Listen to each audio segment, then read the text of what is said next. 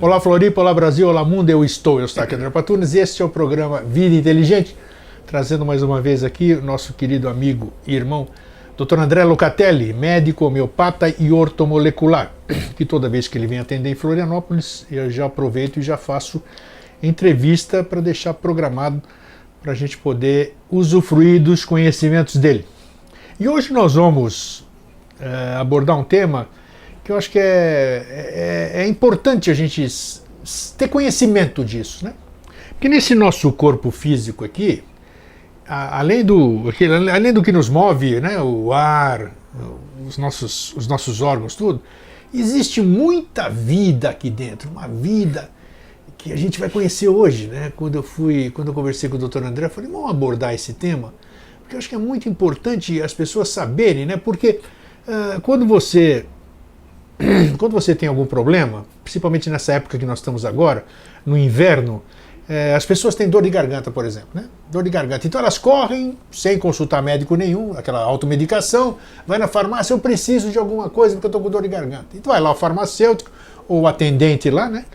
O farmacêutico é o responsável pela farmácia. Então quem te atende é o atendente que tem formação para te atender lá na farmácia. Então ele recomenda isso e aquilo. O que acontece muitas vezes? O doutor André vai falar sobre isso. Eu estou falando aqui do meu conhecimento próprio.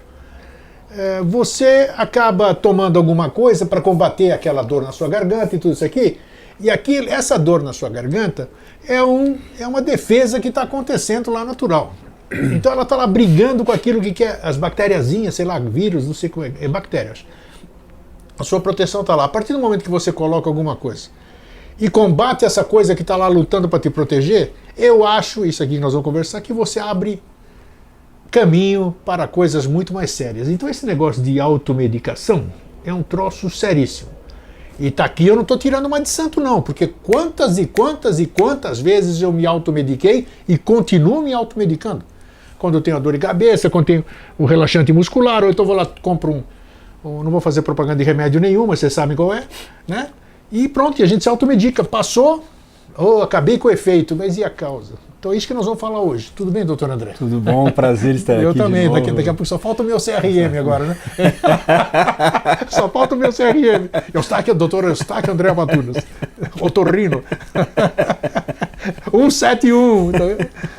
Tá tudo bem, então? Tudo bacana, é um prazer ter você de novo prazer aqui. Prazer é meu. Eu te agradeço também essa oportunidade de novo compartilhar alguma coisa que a gente sabe, né? As nossas conversas são abertas, né? É uma conversa exatamente do leigo para o profissional, porque não temos pauta, não temos nada, a dúvida que todo mundo tem. E é muito legal a gente passar essas coisas que muitas vezes não são abordadas, né? Nessas entrevistas que se faz por aí, elas são restritas ao tempo, tem mais profissionais para responder, então você nunca consegue desenvolver uma ideia a falar sobre isso, né? E eu digo sempre assim, na realidade, a tua abordagem, né, e a bagagem que tu tem de cultura ajuda bastante, né, com relação ao desenvolvimento do tema. Então essa flexibilidade, essa abertura de mente, essa amplidão que tu tem com relação aos conhecimentos ajuda a passar esse algo mais que a gente tem que passar. Isso é bacana, porque aí ganha o bom profissional, o entrevistador curioso, o público ganha, não é isso? Então esse é o nosso objetivo, fazer com que levar conhecimento para vocês e esclarecimento. Doutor André, essa questão, vamos começar pelo... nós temos medo, quando a gente fala, a gente tem nojo, né? Nojo, medo, quando a gente olha alguma coisa microscópica, a gente vai pesquisar alguma coisa no Google e você vê não sei o que, a sua boca, por exemplo. Você pega um microscópio e você põe na sua boca, sei lá, o que você vai ver? Você vai ficar horrorizado com o que tem na sua boca. Se você puder ampliar tudo que está, esse trânsito que eu estou falando aqui, agora, se pudesse ter um microscópio, vocês vendo aqui minha boca mexer, minha língua, a minha ensalivação, todas essas coisas, vocês iam ficar horrorizados com o que tem aqui. O que é isso? Falta de higiene? Em absoluto. Em absoluto. O que tem? Vamos começar por aí? Vamos começar. O que são essas coisas? O que são esses organismos vivos, doutor André? Talvez eu não formule as perguntas de acordo, né? Na realidade, assim, pensando sobre esse tema que tu sugeriu, Grego, a gente vai começar então ordenando com alguns conceitos interessantes para a gente entender do começo até o fim. Exatamente. Toda essa dinâmica dos micro-organismos, né? O microbioma intestinal, que é tão importante, o microbioma oral, e esses seres que evoluem junto com a gente, né? Perfeitamente. Tá? Então vamos lá. Então a gente vai falar sobre o Weston Price, que era um dentista, já que tu falaste em boca, um dentista que nasceu mais ou menos em 1870, né, século retrasado, e ele era um dentista canadense muito rico. Então, após exercer a profissão dele e ganhar muito dinheiro, ele viajou pelo mundo junto com a enfermeira, que era esposa dele, e eles foram procurar as causas das cáries. Opa, tá. No mundo. Então ele viajou para a África, viajou para Austrália, viajou para o Reino Unido e tentava, junto à população, entender o mecanismo do porquê das cáries, né? Só que ele teve um problema, ele não encontrou cárie nenhuma nessas populações primitivas. Né? E aí ele se questionou por quê. Né? Aqueles aborígenes africanos com a dentadura perfeita, branca, sem nenhuma cárie. O que eles se alimentavam? Ele foi pela alimentação. Claro. O que eles comem? Eles comem carne de caça, eles comem de vez em quando uma aveia que eles plantam e frutas da época. Então ele começou a correlacionar e tentar ver elementos e micro-organismos desses alimentos que favoreciam esses seres que não tinham cárie, não tinham depressão. Não tinham depressão? Não, e nem doenças degenerativas. É nem mesmo? Artrite, nem diabetes, nem nada. Tá? E esses seres, quando eles eram transplantados para cidades maiores ou ocidentalizados, digamos assim, eles vinham para os Estados Unidos ou Canadá, eles começavam a ter problemas, cárie e problemas com anímicos, né? Depressão, etc., e doenças degenerativas. Então, a partir daí, a gente começa a entender o que é uma alimentação saudável. Né? Olha o tema alimentação de novo. De novo. Que contém micro-organismos também, que vêm com esses alimentos, né? E que fazem parte da nossa flora intestinal e que vai levar a gente a uma saúde a longo prazo. O que acontece com o Weston Price, com a descoberta dele, é que várias substâncias, a vitamina K, a gente já falou sobre ela. Já falamos. Isso. Ela é produzida em parte por essas bactérias que vivem no nosso intestino. Então, a vitamina B12, a vitamina K, são bactérias que, com certas substâncias, por exemplo, a B12 precisa de cobalto, né? As bactérias, elas fabricam essas vitaminas que beneficiam o organismo. Não brinca. Então, quer dizer, as bactérias fabricam elementos químicos que nós necessitamos? Exatamente. Nossa, eu não sabia disso. Eu pensei que era o órgão que fabricava isso aí. E agora a gente vai entrar com outro microbiologista, a gente vai entrar então na microbiologia mesmo, que é um médico americano chamado Raymond Rife, que ele foi um microbiologista também do século retrasado, de 1870 mais ou menos, 1890. Ele nasceu, foi até 1916 a vida do Raymond, e ele era um microbiologista que gostava de frequência de rádio. Sim. Ele era radioamador. Então ele tinha um laboratório lá, onde ele fazia os experimentos dele com radioamadorismo, e uma vez ele teve um dia que ele esqueceu uma placa de Peyer com algumas bactérias lá em crescimento. Sim. E no outro dia ele viu... É aquela onde fica aquela cultura de bactérias? Isso, a cultura de bactérias. Num líquido, essas num coisas? Num líquido, num gel específico. Isso, gel, tá. Aí no outro dia ele verificou, ele estava estudando as frequências, né, em hertz, e ele verificou que algumas dessas bactérias tinham morrido. Né? Ele começou a testar e ver que algumas frequências que ele tinha a nível do radioamador, em hertz, matavam algumas bactérias. Sem querer, totalmente sem querer. Porque era radioamador com o experimento científico dele que não tinha nada a ver com a questão. Naquela época, a gente não tinha essa noção de que existem bactérias positivas e negativas. Aí a dualidade, positivo, né? O grão negativo que a gente vê tanto nas bulas, né? E não entende patavina disso. E não entende nada, que a gente vai falar um pouquinho sobre isso. Legal, vamos lá. E ele começou a entender que as doenças causadas pelas bactérias negativas, geralmente os gram-negativos, né? Que eles têm na sua periferia celular os lipopolissacarídeos. Esse é um termo, LPS hoje em dia é a coisa mais moderna que existe em estudo de microbiologia. O nome já diz o que se trata, né? Lipo, gordura, isso. Óleo, muita gordura e sacarídeos, que são açúcar. Né? Então são lipídios com açúcares que vivem na periferia da membrana das bactérias, tá?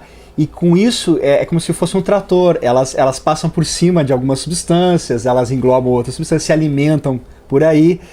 Só que o problema dos LPS é que se a permeabilidade intestinal estiver alterada, elas passam do teu intestino, onde eles vivem, para a corrente sanguínea. E aí?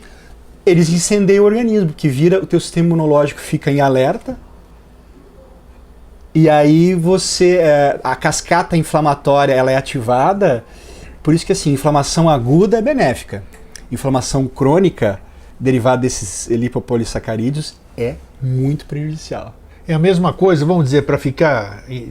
Nós temos o suco gástrico, né? Se você colocar, ele fura uma chapa de aço, né? O suco gástrico. Exato. Então, quer dizer, ele está num lugar que ele tem que estar lá e aquele lugar é apropriado para aquilo. Se você colocar em outro lugar, você é perfurado por... É a mesma coisa, então, dessas bactérias. Se tirar elas de lugar, elas começam um processo degenerativo, digamos assim. Isso.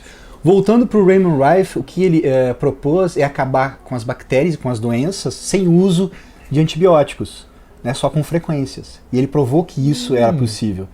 Só que daí ele chamou a comunidade médica falando assim, vamos acabar com as doenças.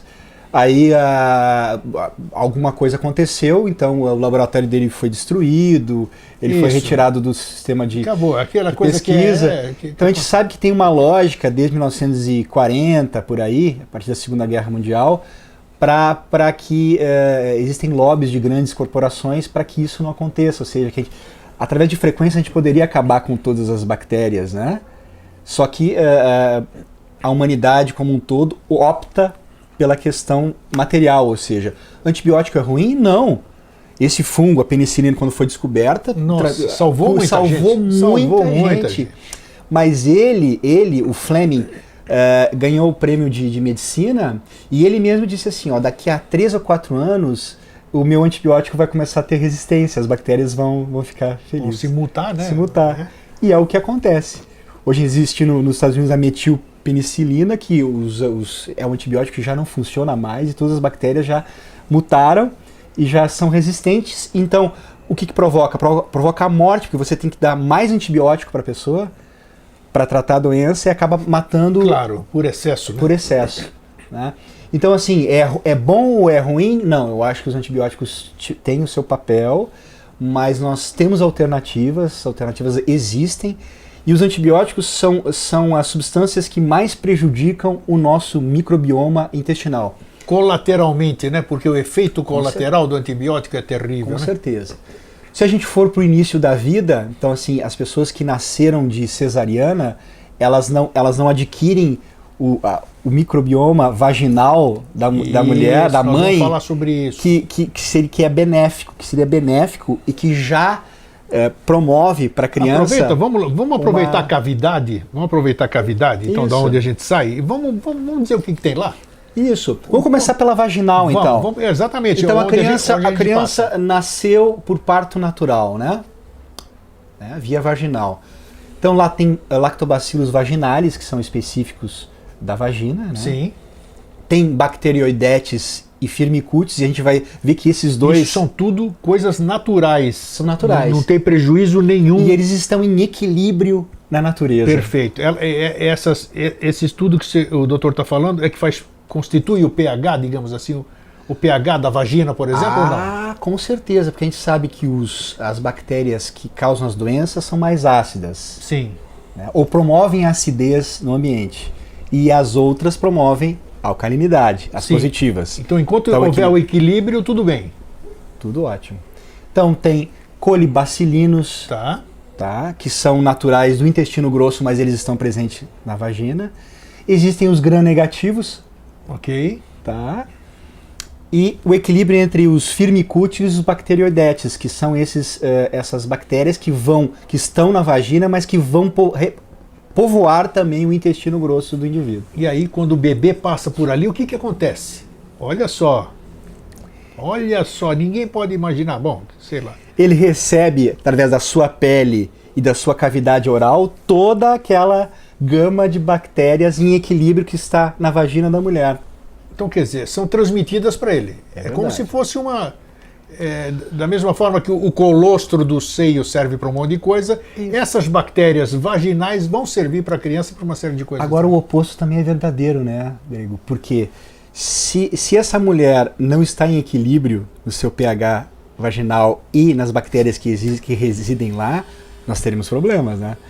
Então, se a mulher já vem com doenças venéreas, né, para o parto... Aí cabe uma pergunta importantíssima. Hoje, nos dias atuais, há muito tempo, existe essa coisa das mulheres, as mulheres higiênicas, né, que a maioria das mulheres são higiênicas, essa coisa de você lavar interiormente a vagina, por exemplo. O que provoca essas... Os médicos não recomendam que se faça uma lavagem interior. O que o doutor recomenda nesse aspecto? O que pode prejudicar ou não? Como se deve fazer a higiene, digamos assim, para que seja mantido esse equilíbrio dessa flora, vamos dizer? Aí a gente vai puxar, então, Grego, desde o início... Vamos lá. Nessa questão do que é natural e não natural. Isso. Então, o Weston Price não foi bem recebido nas suas considerações, agora ele está sendo redescoberto. O Raymond Rife também ele foi exilado, digamos assim, nas suas descobertas. E nós fechamos aí um campo, né? Um fator histórico importante. Se a gente colocar então o fator histórico das 100 mil substâncias novas que as grandes indústrias químicas estão nos Estados Unidos, então existem 100 mil substâncias novas que estão no mercado e estão na nossa vida diária, tá? Digamos assim, de 100 anos para cá, vamos colocar 100 anos. Então, dessas 100 mil substâncias, 80 são da indústria de uma forma geral, 9 mil são conservantes, 3 mil são medicamentos e 9 mil são pesticidas e fertilizantes. Dessas, nós temos assim umas 5 mil substâncias que dá para entender o que elas acarretam no teu organismo, no organismo humano. As outras não são pesquisadas. Tá? Então, essas substâncias químicas a nível de equilíbrio dessas bactérias que vivem no nosso organismo, que são 100 trilhões. Imagina, nós temos no nosso interior, do nosso intestino, que a gente chama o hub. Intestino, né? Estão falando só de intestino. A gente tem 3 hubs, que é o intestino, que é o hub do timo, e o hub cerebral. É como se fosse assim 3 pontos de aviação, onde o sistema de aviação se encontra, digamos assim, mais intenso, né? Sim. Como se fosse lá em Houston, nos Estados Unidos. Um tráfico, ou no Panamá, onde várias coisas acontecem. Então, o hub do intestino tem aproximadamente 100 trilhões de bactérias vivendo. Elas interferem no nosso DNA e nós interferimos no DNA delas. Nós estamos auxiliando elas a evoluírem e elas estão auxiliando nós a evoluirmos também, para tu ver a ligação. Os nossos neurônios, nós temos 100 bilhões de células neuronais, 100 a 200 bilhões. E nós temos 100 trilhões de conexões.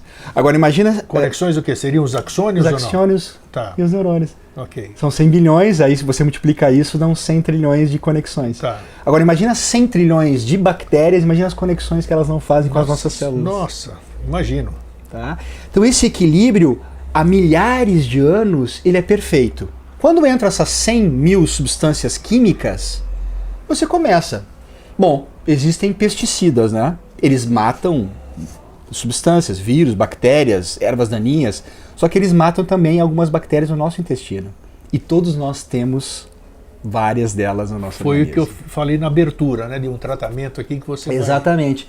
Quem utiliza antibiótico antes dos 4 anos de idade, qualquer americano usa e os brasileiros também, isso vai ter consequências na tua vida a longo prazo. É mesmo? A longo prazo. Impreterivelmente vai ter? Impreterivelmente. Puxa. A não ser que você se conscientize e reponha a flora que foi destruída. Tá. E a maioria das pessoas não tem essa consciência. Então, você tratou com penicilina aos 4 anos. Depois tratou de uma outra infecção de garganta com tetraciclina. Eu conheci todos. Com 7 anos. Quando você chegar na adolescência, você vai ter um desequilíbrio do seu microbioma intestinal. E ele interfere no seu humor, em todas as doenças. Agora está começando a se identificar que a inflamação, como ela começa no intestino, ela interfere desde a diabetes até Alzheimer. Puxa.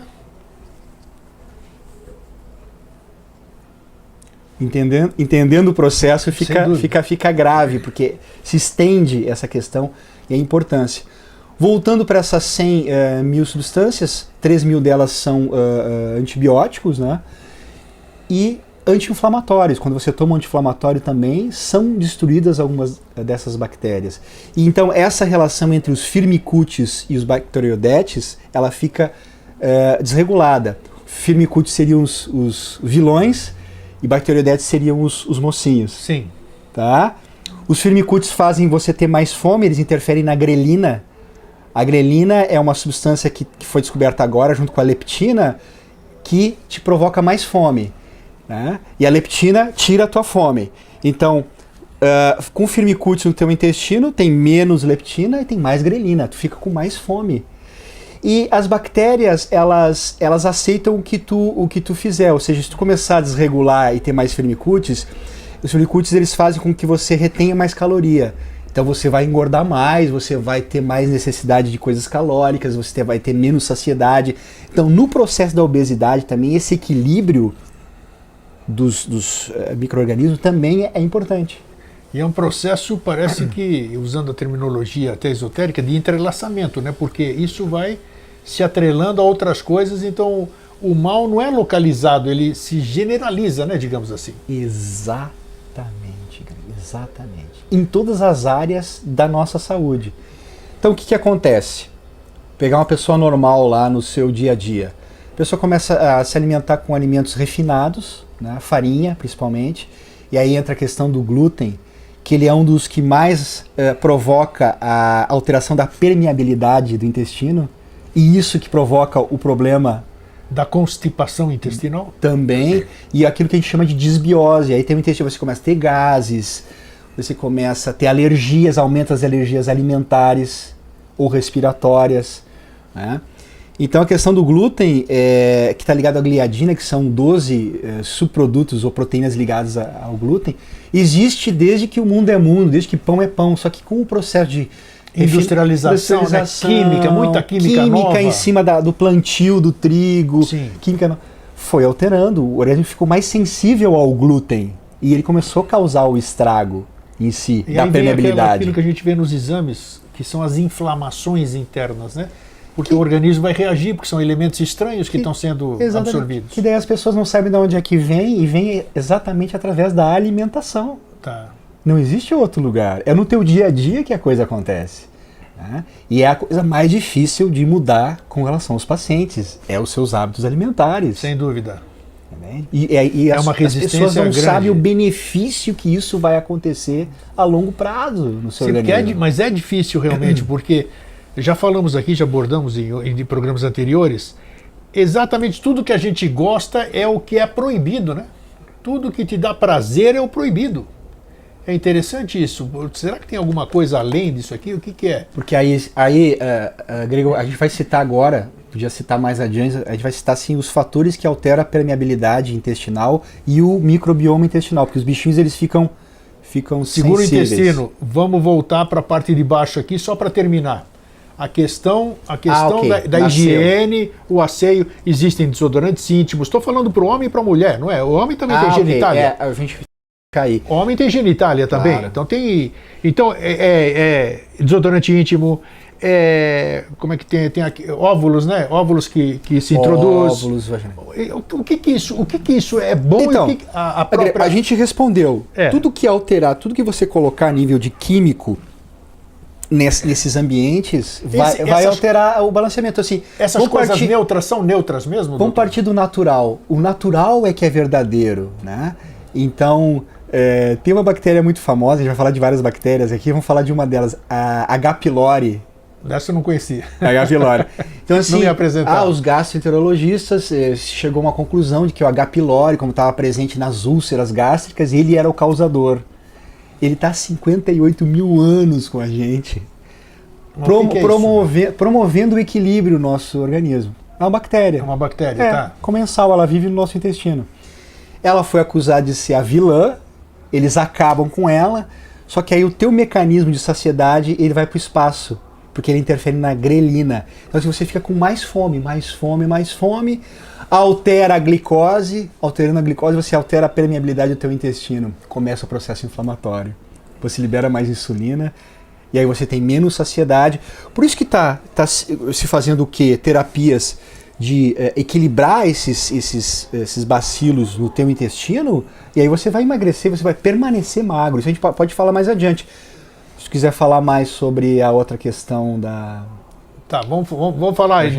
Não sei se você tá compreensível. Não, ficou compreensível. Então, só para esclarecer... Tudo que for alterar, óvulos vaginais, cremes, tudo que for alterar essa flora vai provocar um malefício. Como é que a pessoa vai saber se vai alterar ou não? Qual é o grau de confiabilidade? Quais são as indicações que o doutor daria, dentro da sua experiência de tantos anos dentro da medicina?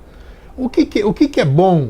Porque hoje a gente é induzido pela mídia. Verdade. Se a mídia te dá veneno, você vai comer veneno, porque o veneno foi muito bem vendido para você. Claro. Você vai achar que ele é o... Então essa questão, tanto de homens como mulheres, né? O que a gente tem que cuidar, o que a gente deve... Porque sempre há tempo de se mudar as coisas, né? Enquanto há tempo de no prejuízo não ser maior. Então qual é a recomendação para esse tipo? O que a gente deve fazer ou não na questão da higiene?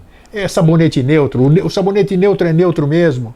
Esses cremes aí, o que são? Principalmente hoje, com toda essa depravação que existe, essa venda de erotismo e tal, esse gel, esses cremes, essas coisas picantes que faz, o que é bom e o que não é? O que prejudica mesmo? Eu vou dizer, Grego, tudo isso é ruim. É ruim. Tudo. Eu vou colocar tudo levar num balaio só e dizer assim, tudo é ruim. Inclusive, recentemente a gente estava conversando com o pessoal lá de Recife, eles questionaram com relação à pasta dental, que contém flúor e uma série de químicos. É ruim para a flora bacteriana e é ruim por causa do flúor em si. Sim, porque a água já tem flúor. Que o flúor e o cloro, os bichinhos ficam nervosos. Ah, tá, instiga.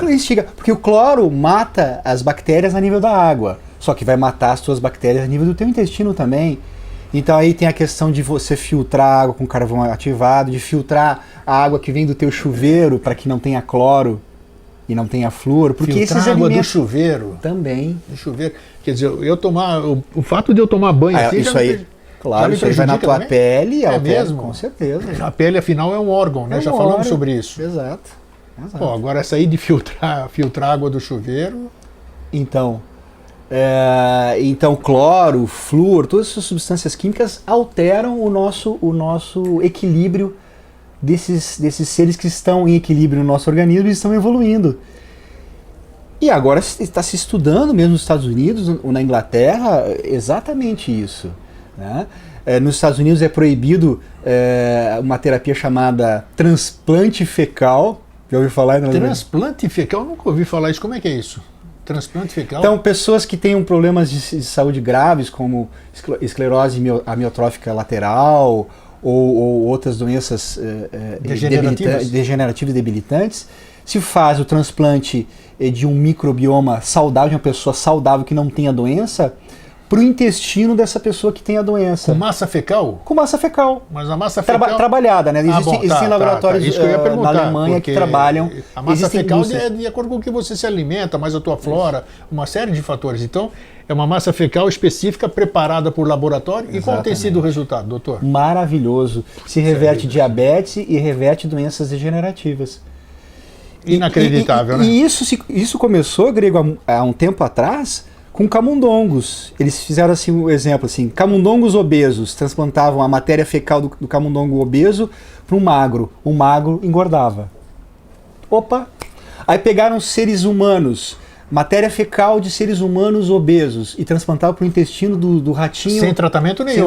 Aí só simplesmente tira ali e bota colocavam para o ratinho magro. Ele ficava obeso. Então, a importância... que nem diz um amigo meu, a gente agora não vai acender vela para lactobacilos, claro, né? Claro. Porque a gente sabe que o estresse e o controle que você tem a nível neuronal vai afetar os seus lactobacilos, os seus bifidobactérios. Ou seja, o estresse também é um dos fatores. Mas para tu ver a importância do que está se colocando agora, daquela matéria fecal que contém esse equilíbrio ou não, a nível de restabelecimento de saúde. Que incrível, hein? Agora, o doutor falou sobre um fato interessante que são os ratos. Por que todos os testes são feitos com ratos? Os coitadinhos dos bichinhos ali. Qual é a semelhança do camundongo, do rato, para o ser humano? Por que eles fazem todas as experiências no rato e não pegam um animal qualquer? Essa pergunta eu sabia que tu ia... Sabia? Parece que tinha que ser, né? Por que o rato? Porque o rato, a gente sabe, muitas coisas ajudaram o ser humano muito. O porco. O porco eu sei que tem muita similaridade, usa-se até coisas de porco no ser humano. Para fazer válvulas. Exatamente. Do cavalo também. O cavalo, a válvula. Antigamente a válvula mitral era do cavalo, né? Se usava nas primeiras cirurgias cardíacas. O falecido papai, meu pai, a primeira válvula dele foi de cavalo. Né, na década de 60, Instituto Dante Pazanese, lá em São Paulo. Por que os ratos, então, doutor? Por eliminação. Na verdade, existia a similaridade com os macacos, ou seja, o ser humano é muito parecido a anatomia com os macacos. Tem uma questão oculta também que é importante.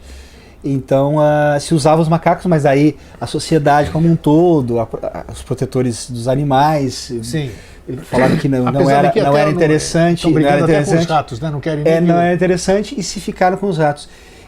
Eu não sou partidário que se faça experimentos com os animais, mas como ficaram os ratos e se faz muitos experimentos com os ratos, então, e não tem uma sequência, digamos assim, uma semelhança muito grande. Se bem que a nível genético, nós, os ratos e as moscas, igual. Se você nós temos 20 mil genes. E aí se você olha, todo embrião é igual, né? Todo embrião é igual, você não sabe do que é. Antes de desenvolver, você não sabe o que é. Se é homem, se é macaco, se é rinoceronte, qualquer coisa. E aí entra a epigenética, que é a expressão genética, que é a questão moderna. Ou seja, a nossa semelhança com o macaco, com o rato e com a mosca, a nível de quantidade de genes, é quase igual. Só que a expressão gênica, que é medida pelas anteninhas que ficam ao redor da célula, é essa que determina como que esses genes vão se expressar. Por isso que se reverte qualquer coisa. Desde o tempo. O DNA que está nas bactérias influencia o nosso DNA. Então, nós tratarmos bem esses seres que estão evoluindo no nosso intestino, esses 100 trilhões de seres, o benefício vai ser igual para a nossa expressão gênica também. Entendo. Agora, voltando, só terminando a questão do rato, desde a sua formação acadêmica, vamos dizer assim, o que a gente pode dizer? As experiências com os ratos ajudam verdadeiramente a ciência? Em termos de resultado, ela serve a alguma coisa? Se serviu no rato, qual é o percentual de aproveitamento realmente daquela experiência no ser humano? É que assim, para que alguma substância seja aprovada, um estudo, para que ele seja aprovado, tem que ter essa experimentação. Tem que ter experimentação. Essa experimentação dos animais. É considerado um ser vivo que tem a mesma coisa. É verdade. Afinal, a vida é igual em todos os animais, né? E nesse caso que eu te falei, onde teve o entrecruzamento da matéria fecal de rato e de ser humano, é muito interessante, porque funcionou. Lógico que não transplantaram do rato para o ser humano, e sim ao contrário, mas funcionou. Sim. Então quer dizer que o nosso sistema de micro-organismos ele é semelhante aos animais também, de uma certa forma. Vamos falar agora dessa aqui, onde nós temos a concentração, vamos dizer, a maior, que é a mais perigosa, o doutor disse que é a mais benéfica também, que é o nosso intestino, o nosso estômago, aqui é a maior concentração, vamos dizer, desses seres vivos dentro da gente, né? Exato. E o que acontece? Por que existem essas mudanças, digamos assim? Quais são as circunstâncias que fazem com que, por exemplo, eu ingeri um ovo que continha salmonela. Ok. Essa salmonela vai me dar um problema seríssimo, vai me levar para o hospital e se eu não for bem socorrido, eu tenho grande possibilidade de ir a óbito. Sim. Então, por que determinadas bactérias são mal recebidas pelo nosso organismo? Claro. Vamos lá. Aí tem a questão, Grego, do equilíbrio. Se o teu intestino estiver em equilíbrio, essas bactérias elas não vão ter chance de entrar na tua corrente sanguínea, elas vão ser eliminadas. Mesmo que eu ingira um ovo com salmonela? Mesmo com salmonela. Pode ser que não dê Com certeza. Então com não certeza. existe esse negócio de 2 mais 2, assim, 100% comi alguma coisa... Tanto que os casos, por exemplo, no restaurante... Exato. Uma pessoa passa mal... 100 pessoas estavam no restaurante e tinha a maionese com salmonela. 30 ficaram com diarreia e com sintomas, foram para o hospital e desatração. As outras 70 não. Era um equilíbrio que estava ali. Hoje se sabe que existe um equilíbrio nesse intestino que fez a salmonela passar despercebida por esse trato intestinal. Como manter um equilíbrio, nossa, nisso aqui que a gente sabe que é um antro de coisa, nossa, a gente sabe que isso aqui está infectado infectado não é um termo apropriado, está cheio de vida, digamos assim. A gente pode falar então um pouco do que Como se alimenta do que se alimentam esses bichinhos, esses queridos bichinhos, esses animais, né, que a gente tem que cuidar e como que eles se mantêm, né? Então assim, Bifidobacterium, o Longon, infantes, eles povoam o intestino grosso e os lactobacilos o intestino delgado. Vamos repetir? Os lactobacilos, de uma forma geral, raminosos, isso que a gente toma, esses lactobacilos vivos, tudo isso aqui, vão para onde? Vão para o intestino delgado. Intestino delgado, tá. E os Bifidobacterium... Bifidobacterium, tá. Isso, eles vão para o intestino grosso e vão agir no intestino grosso. O que eles comem? Eles comem fibras. A fibra alimentar. Fibra alimentar, então você come salada, você come a fruta com fibra, você com a goma arábica, que é uma substância que se vende também para aumentar a quantidade de fibras do teu intestino também. Sim, essas balas de goma mesmo. Que tem. Alho porró, o alho, a própria cebola. Pipoca. Chucrute, que é aquele repolho fermentado, eles adoram. Tá. O ideal não é fermentar no vinagre, sim fermentar na salmoura, no sal, isso tem uma questão interessante. Os ovos fermentados que você coloca conservados em salmoura também é um alimento para eles. Então tudo que tiver uma fermentação natural alimenta eles. Tudo que tiver fibras alimenta eles. E alimentando eles, o que eles fazem? O que eles me dão de volta? O que eles nos dão de volta? Eles vão te dar de volta serotonina, porque eles produzem serotonina. Eles vão te produzir GABA, que é um neurotransmissor, a gente já falou dos neurotransmissores. Também eles são os grandes produtores de GABA, que te acalmam, que te deixam zen. Eles produzem serotonina para te acalmar e transformam em melatonina para tu ter um sono positivo. Nossa, olha só. Eles impedem que o triptofano vire a quiruenina, que é um subproduto negativo do triptofano, e aí você vai ficar mais irritado, eles impedem que isso aconteça. Eles trabalham e muito. E quando eu tenho uma alimentação inadequada, por exemplo? Quando eu... começou a alimentação. Então, você não ingere fibras, você não ingere salada, não come aquele pratão 90% de salada com fibras, você ingere muitas farinhas, ou seja, alimentos processados, né? Que contêm glúten, industrializados, você vai causar a morte ou a não manutenção dessa microflora intestinal, esse microbioma intestinal. Aí você toma antibiótico, você toma anti-inflamatório, você ingere água com cloro, você ingere alimentos que têm agrotóxicos, que aí vão matar, aí entra o glifosato, que é uma substância que está presente no nosso organismo, que agora tem um teste de urina que vai chegar no Brasil que testa isso aí, chamado glifosato, a gente vai poder testar isso aí, que também mata as suas bactérias.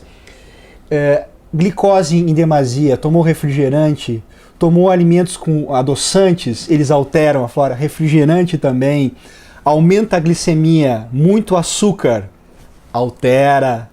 Caramba, então ao invés de ir passear com o seu cachorro, trata bem os seus bichinhos que estão no seu intestino, porque eles têm uma relação de troca e de receptividade muito maior. Mas o grande problema é que essa informação que nós estamos levando hoje, essa informação não é dada para o público. Eu não sei, verdade, a gente está colaborando, esperamos colaborar com as pessoas nesse sentido. Isso aí não se fala em nutrição, o nutricionista ele fala de alimentação, mas ele não entra tão a fundo dessa questão de dizer para que serve cada coisa, né? Então fala, o médico, eu tenho uma filha nutricionista que já foi entrevistada aqui, vocês sabem, a Cláudia. A Cláudia, conheço a Cláudia. Então, ela passa a prescrição, tudo, ela explica, mas a pessoa tem que saber por que ela está comendo aquilo e o que acontece quando ela ingere aquilo. É o que a gente está falando. Quer dizer, come fibra, come fibra, come salada, mas não gosto de salada, mas eu preciso saber. Eu posso não gostar de salada, mas a salada faz tudo isso aí que o doutor acabou de dizer e que a pessoa não sabe. Porque você tem que saber para que serve aquela coisa ali. Não é dizer, não, para de comer isso aqui, carboidrato. Isso aí eu sei decor, carboidrato, como é que é o nome do outro? Você tem que entender. Proteína e tal. E aí? Mas você ir a fundo, saber toda essa história, essa alimentação, que às vezes você está ingerindo. Isso que eu fiz recentemente, há pouco tempo aqui, que eu tomei. Como é que é o nome daquilo lá? Não sei se é lactobacilo, é outra coisa, né? Eu não sei quantas mil. Os bichinhos aí. Foram os lactobacilos. Lactobacilos. Milhões que eu te passei. Exatamente, isso, que são, tem categorias, tudo. Aquilo lá serve, melhora realmente. Você é perceptível no teu corpo, né? Que você. Que é um processo, a gente pensa que é da noite para o dia, mas não é.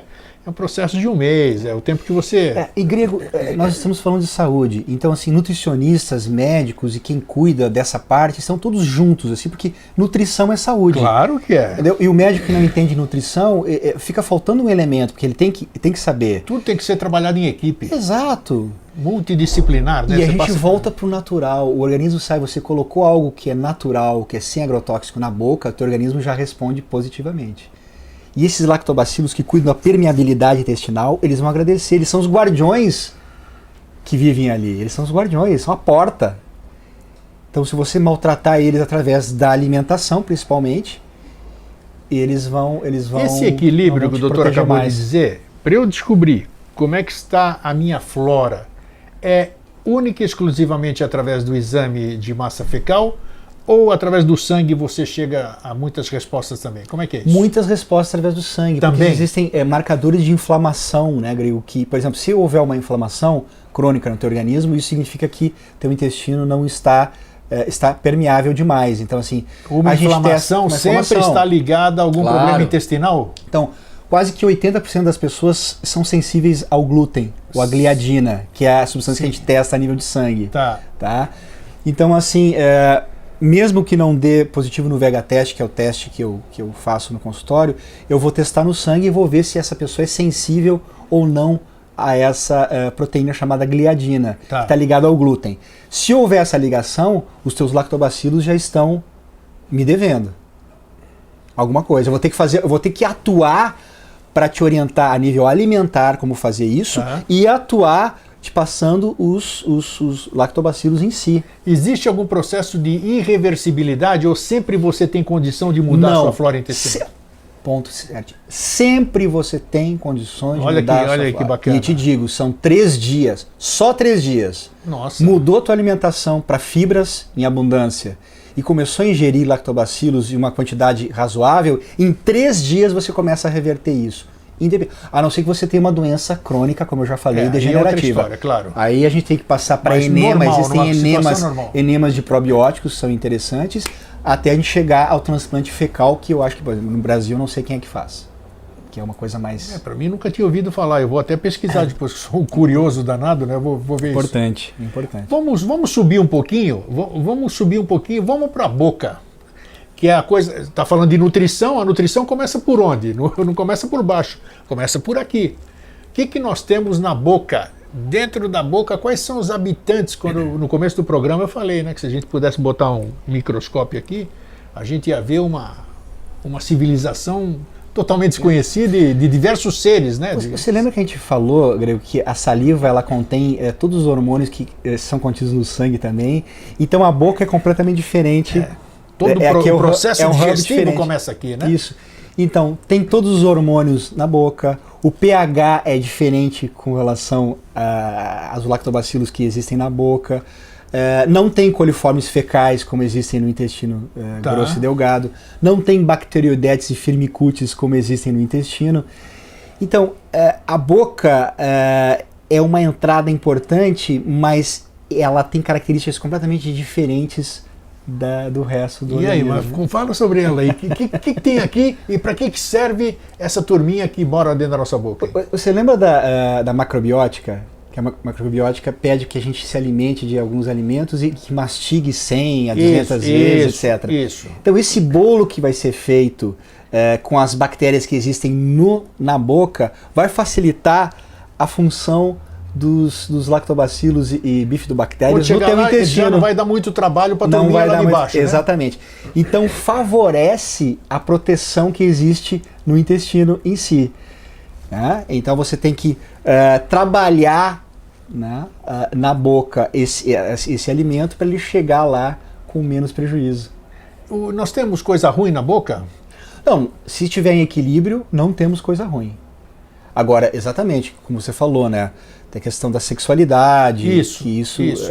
Provoca um desequilíbrio a nível de cavidade oral. Você utilizar muitos químicos, bochechar com substâncias que os dentistas passam também, antissépticos bucais. Esses Listerine da vida. Exatamente, a gente não vai falar em marcas, mas eles alteram e prejudicam a Quer dizer, saliva. dá uma asepsia e dá uma asepsia temporária, digamos assim, e depois... O uso do flúor na tua boca com pastas dentais que contém o flúor. Né? Então vamos lá, aproveitando, estou aqui do lado de um médico. Higiene bucal, como fazer higiene bucal? Isso foi perguntado na última palestra que a gente... É mesmo? Lá no Recife. No Recife, mas na realidade, um abraço pro pessoal de Recife, tá que já está dado aqui, porque foi uma receptividade muito, muito grande, assim, uma coisa muito boa. A gente agradece e um abraço para todos. Voltando então, o pessoal de Recife me perguntou, então o que a gente faz para fazer a higiene? A gente utiliza abrasivos naturais, argila com sal grosso. Comer terra. Exatamente. Argila. Com sal grosso e própolis. Essa é uma receita Como é que é isso? A argila está consistente, aí eu vou diluir aquilo lá? Isso, você vai fazer uma mistura de argila com sal grosso, que é abrasivo também. Gente do céu. E própolis. É uma maravilha. E aí, bochecho? Você passa na tua escova de dentes e escova. Gente, olha a novidade, argila, sal grosso e própolis. Isso é uma das pastas de dente que existem, né, que a gente pode fazer. Existem aquela que é feita com peróxido de hidrogênio, que é água oxigenada. Água oxigenada? E mais argila.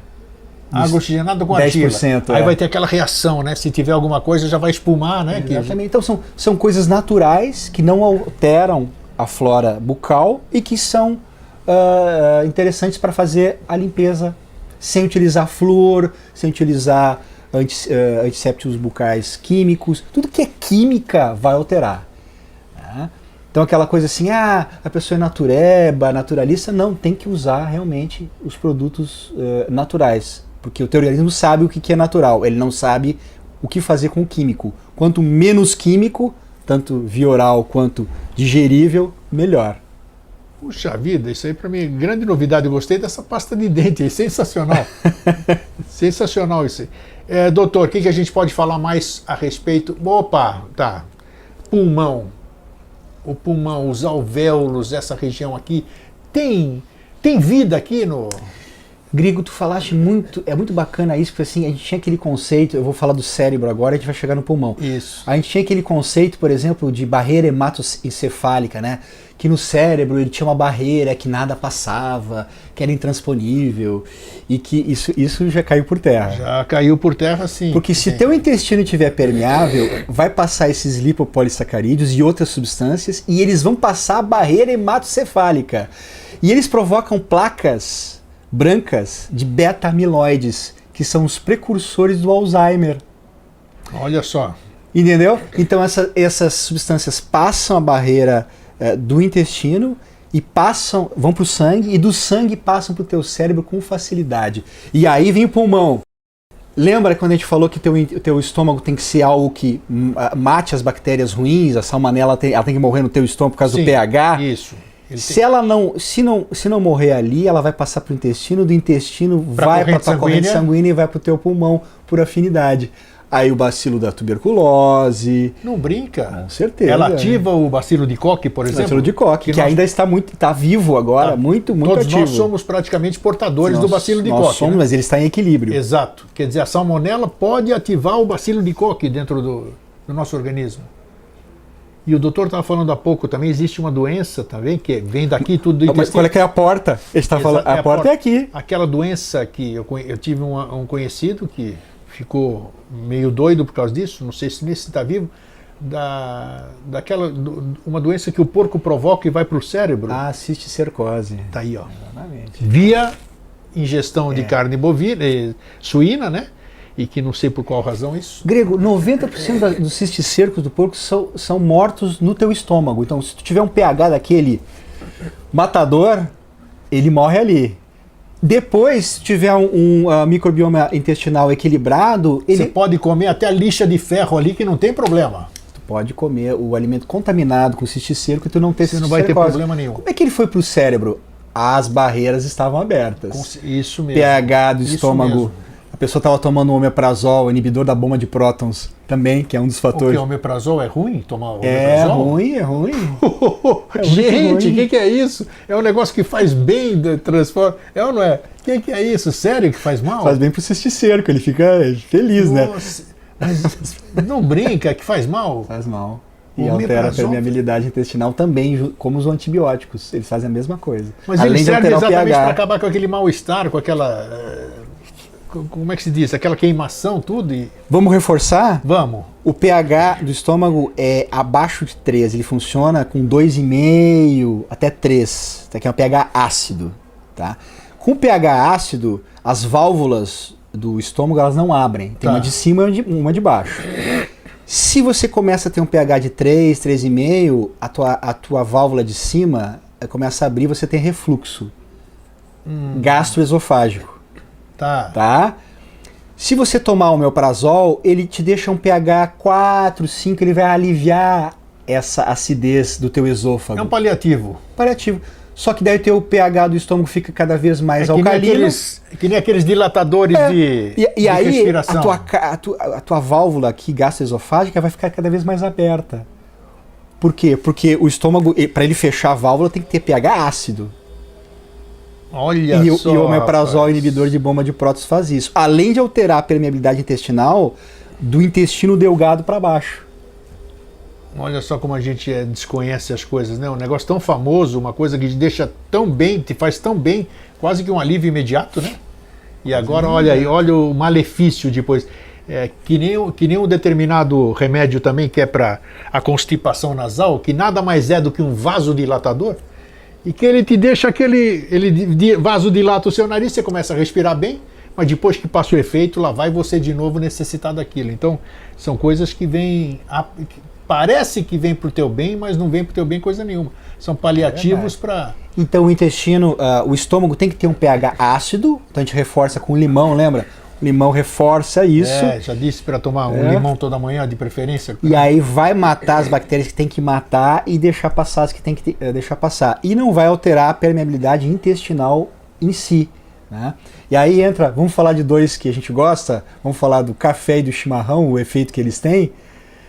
O café, quando ele é ingerido, as bactérias gostam dele, porque eles ajudam as bactérias boas a viverem em simbiose com o teu organismo. Além de transformarem os polifenóis que estão no café, transformarem eles em anti-inflamatórios naturais, que os polifenóis em si, eles têm que ter uma ativação do café ou do chimarrão para eles virarem anti-inflamatórios naturais no organismo. E como nós ingerimos muitas substâncias que são pró-inflamatórias, que são os óleos vegetais, etc., quando a gente ativa esses polifenóis via café e via chimarrão, eles são benéficos para todo o organismo. Mas e o excesso?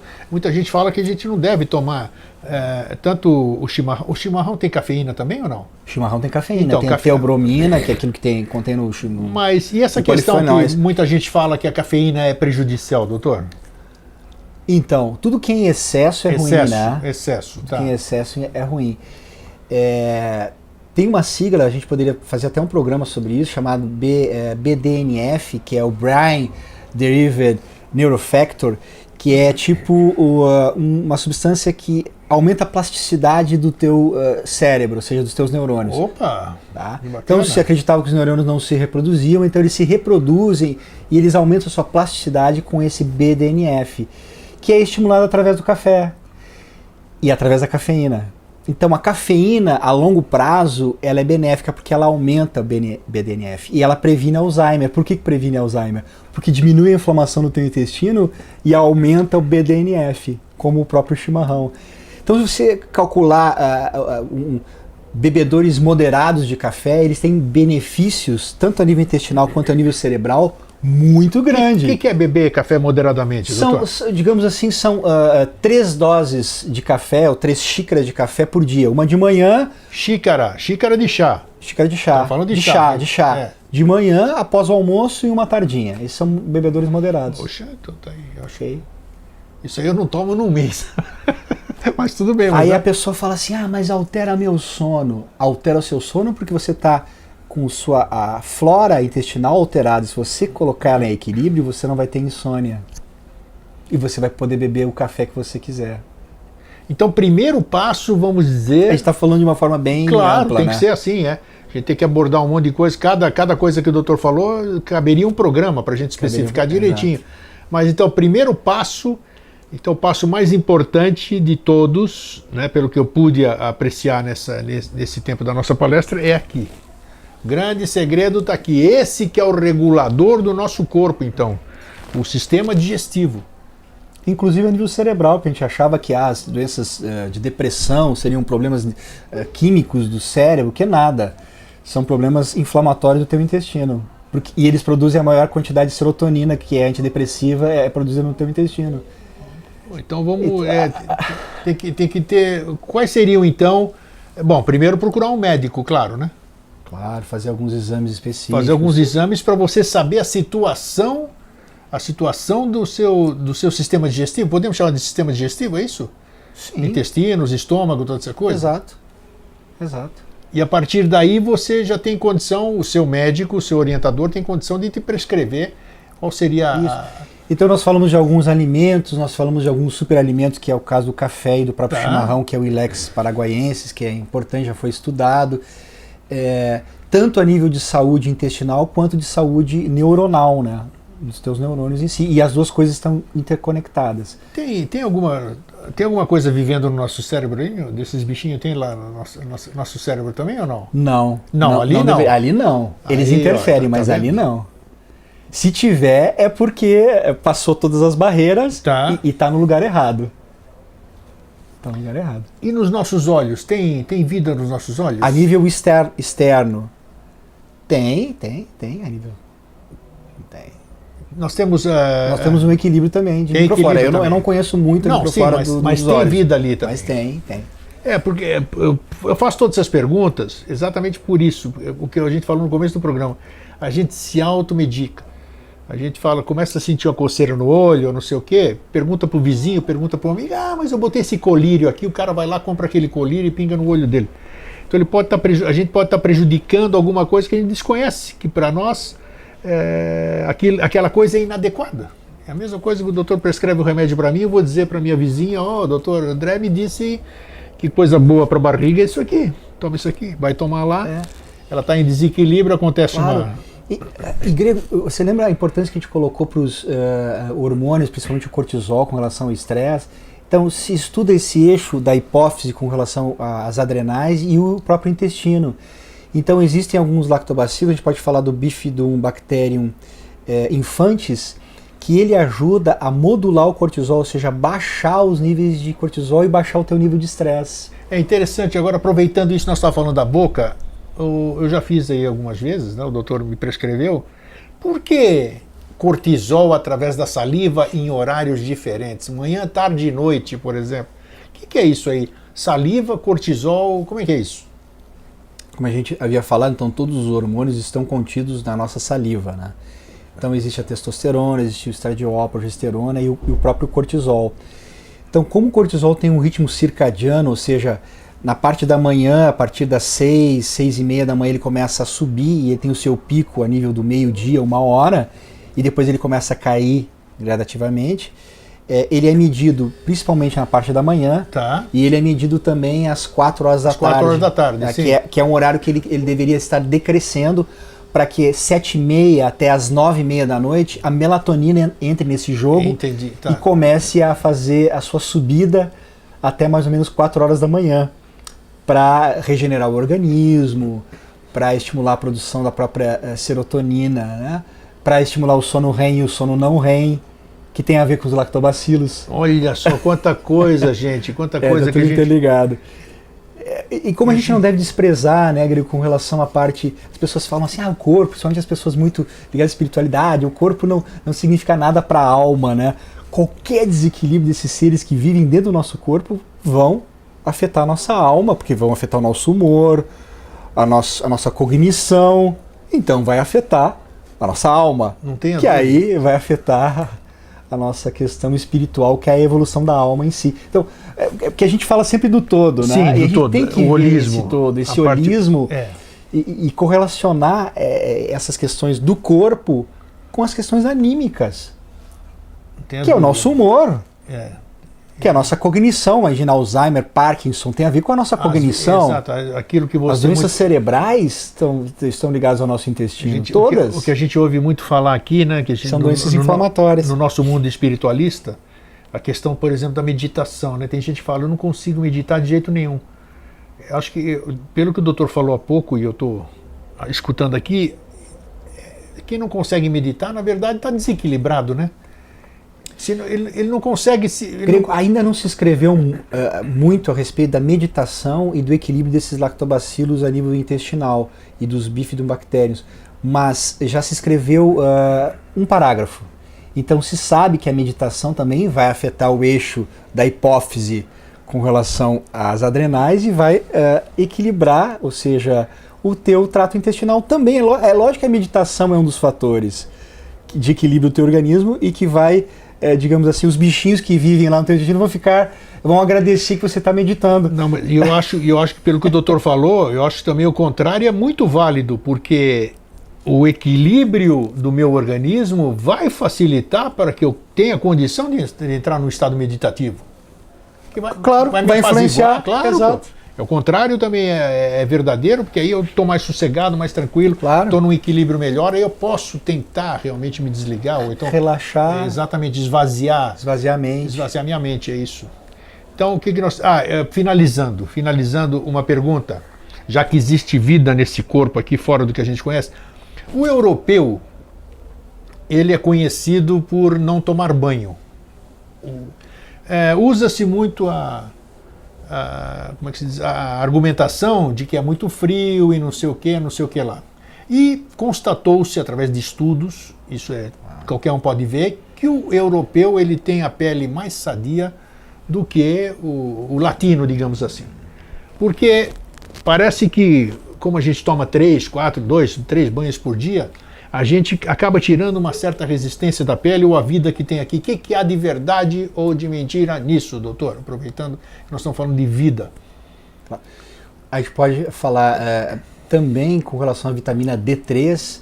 Se você tomar um banho de sol de 15, 20 minutos Por dia, né, aquela exposição das 10 da manhã até as 2 da tarde, que é o sol mais forte, que é o produtor da vitamina D3, e aí a sua pele em si vai produzir a vitamina que você precisa, D3.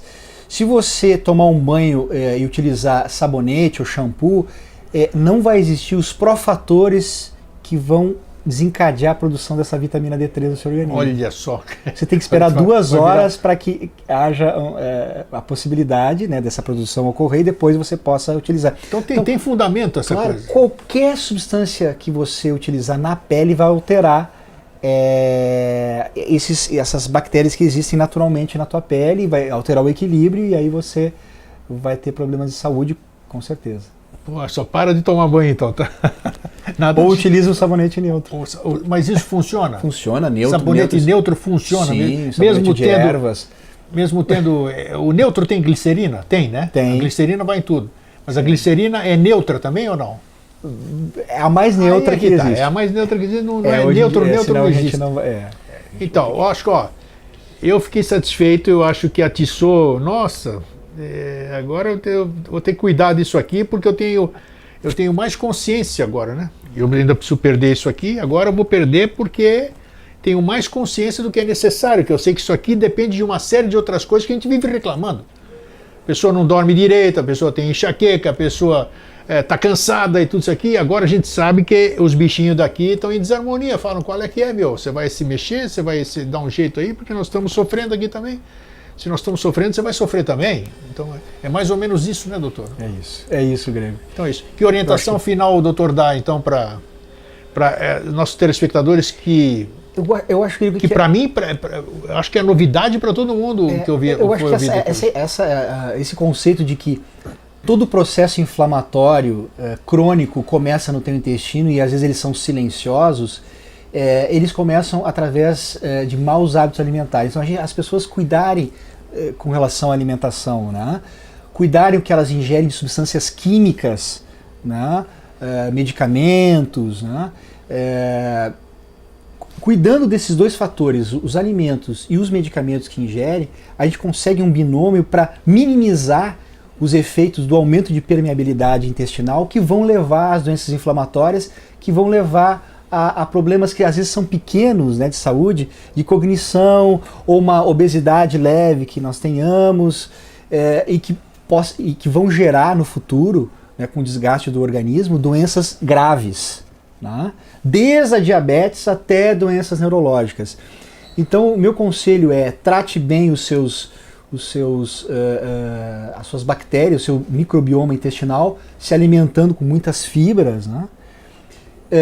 Ingira alimentos pouco refinados que não contenham glúten e trate o seu trato intestinal com menos medicamentos, ou seja, menos química que vai entrar nesse teu organismo. Eu acho que menos química, fibras e alimentos que não contenham glúten e que não contenham processamento, né, ou refino, já é o conselho que eu deixaria como página final aqui do nosso encontro. Só hoje. Um adendo, o doutor está falando e me veio à cabeça. E a bebida alcoólica?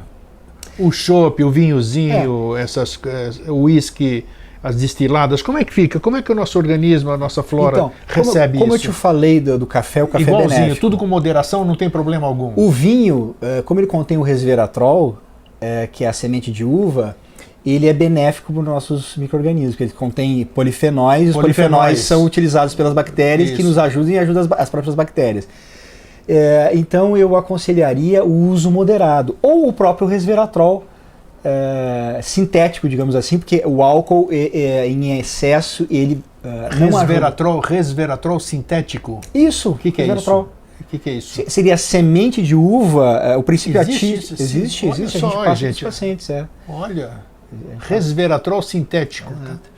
Então, voltando à questão do álcool, o álcool não é benéfico em si a longo prazo, mas moderadamente, por causa do resveratrol e dos polifenóis do vinho, ele é benéfico. O vinho, sim. As demais bebidas, moderadamente, de vez em quando, exatamente. Bem nenhum faz, não faz bem nenhum. Refrigerantes não recomendamos. O levedo, a cerveja em si, o malte, como é que fica isso? Moderadamente. Moderadamente não prejudica nada. Não prejudica. Então é isso aí. Doutor, muito obrigado mais uma vez. Agradeço. Até a próxima agora, né? Muita saúde para nós. É isso aí. E espero que vê-los também. Um abraço a todos, espero vê-los também fisicamente ou online também em breve, e eu agradeço o Greg por essa oportunidade. E para vocês que ficam, um fraterno abraço e um feliz sempre. Um abraço.